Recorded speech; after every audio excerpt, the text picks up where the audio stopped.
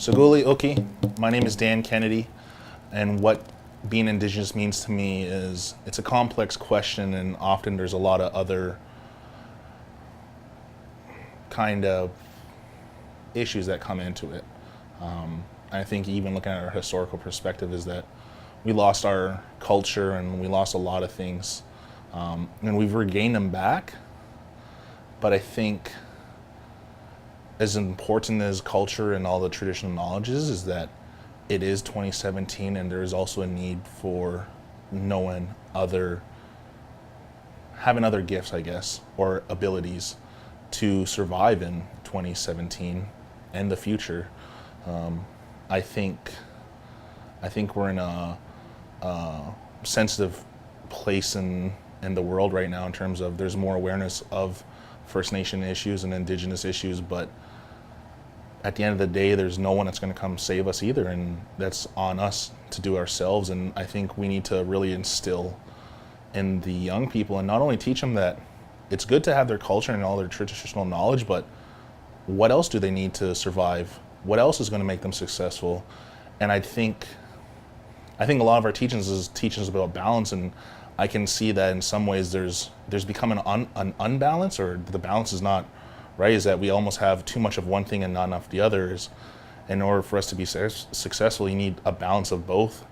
I think you need a balance of culture and also attributes that will help you be successful in 2017, because at the end of the day, we're owed a lot by government or whoever, but that's not to say that they actually will give it to us. And so we need to take the ownership on ourselves to create that avenue or that pathway for younger generations or current generations to say, like, it's our responsibility to make what we're going to be in life.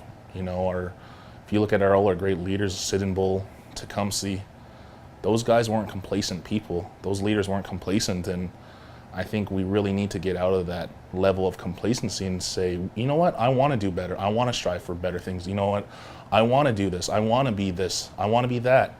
I don't want to wait for someone to make it for me. I want to make my dream. I want to create a dream. I want to create a future for my family and my children, or my future children, or my future grandchildren. Like, I want to be that example of what it is to be a successful Indigenous person. And I think for myself, I'm trying to do that, and I'm trying to break the mold of what people think is Indigenous, or what is the stereotypical Indigenous person, or specifically a stereotypical Indigenous man. And I want to break through that mold. I don't want to ever be constrained by what people think I should be, even non-natives and even native people. I don't want to fall into some umbrella of like, I'm only supposed to be this way. I can be whatever I want. And I think with young people, you guys can be whatever you want too. And if you got to take, again, it goes back to the balance. I think we just need to realize that we need to live more balanced and see that as much as traditional knowledge and all the teachings are good, now how are we going to apply them to living in 2017 and so on and so forth.